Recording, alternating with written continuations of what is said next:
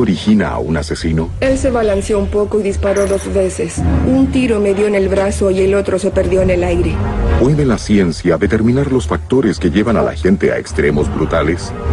Eso los torna más dispuestos, con mayor capacidad de realizar actos violentos.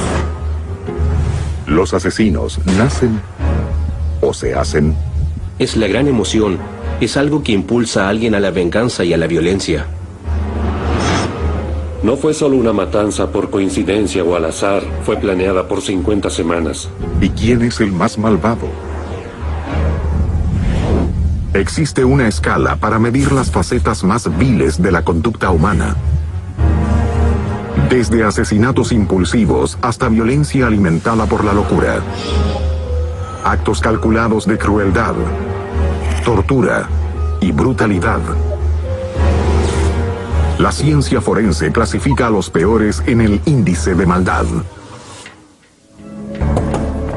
Hay asesinos brutales que cometen actos de violencia atroz. Santa Cruz, California. Edmund Kemper recorre las calles en busca de quienes desean un aventón. Tortura y mutila a sus víctimas.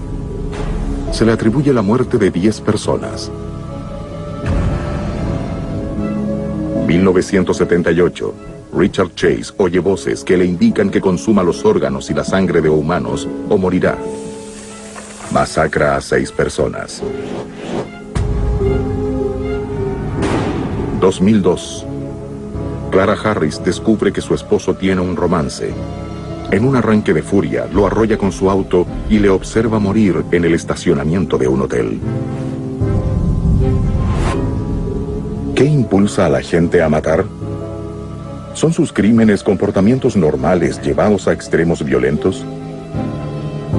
¿Son ellos el producto de pasados traumáticos? ¿O son acaso disfunciones cerebrales que pueden forzar la crueldad extrema en alguien? ¿Puede la ciencia ayudar a revelar el mal en el cerebro de un asesino? Durante décadas, el Dr. Michael Stone ha investigado el concepto de la maldad. Ha examinado los crímenes más terroríficos cometidos por los asesinos más brutales del mundo. A lo largo de su larga investigación, ha desarrollado una escala de maldad con 22 niveles, que mide los motivos, métodos e intención del criminal. Entre más atroz es el crimen, más alto se sitúa el criminal en la escala.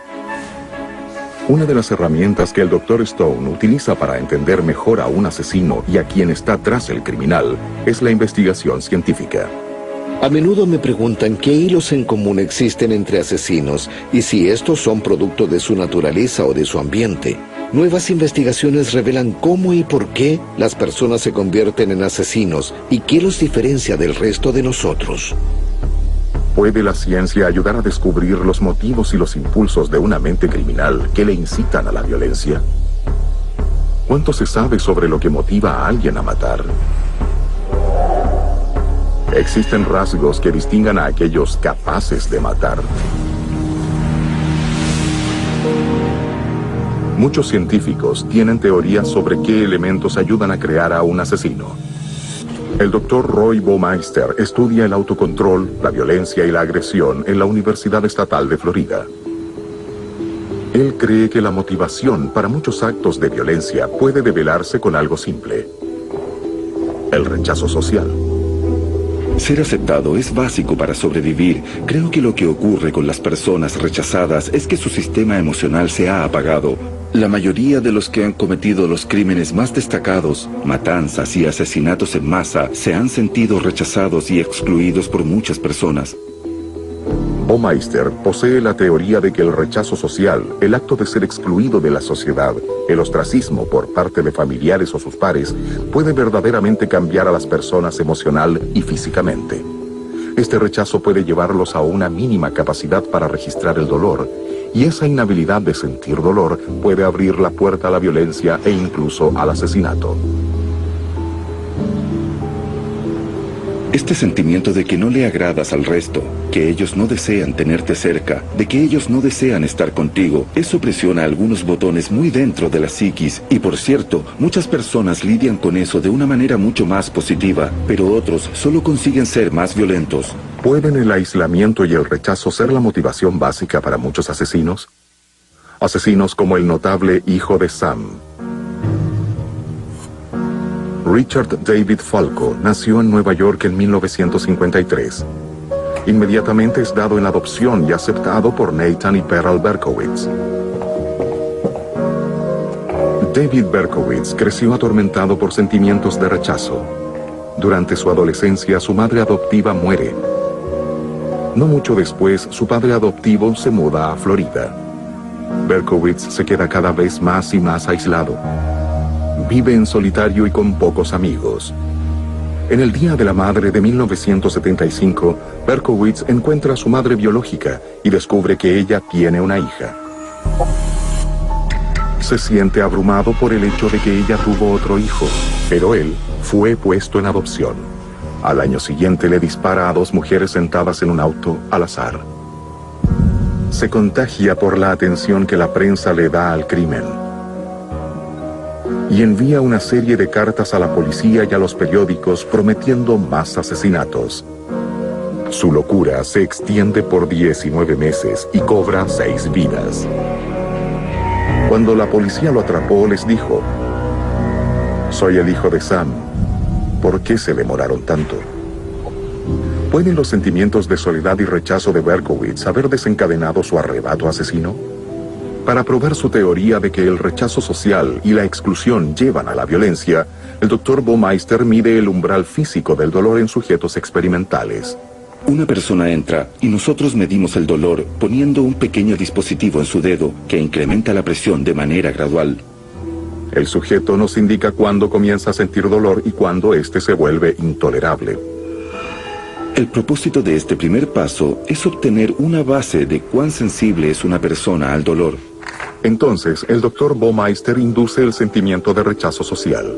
A los participantes se les da un cuestionario de personalidad y se les dice que es parte de la investigación. Pero en vez de dar resultados reales, a algunos se les dice que sus cuestionarios indican que terminarán solos en la vida. Puede que tengas amigos y relaciones ahora, pero a mitad de tus 20 años la mayoría se habrá alejado de ti. Luego de experimentar este rechazo, se somete a los pacientes a dolor físico nuevamente.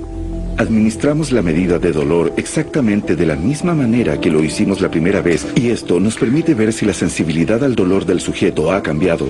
Aquellos que han sido rechazados muestran ahora un umbral del dolor mucho más elevado. Están adormecidos. En efecto, se sientan ahí por mucho más tiempo antes de que digan que comienza a doler. No parece molestarles mucho. Baumeister no está seguro del por qué alguien que ha sido rechazado socialmente eleva su umbral del dolor. Pretende realizar escáneres cerebrales en el futuro para observar si la actividad cerebral varía después del rechazo.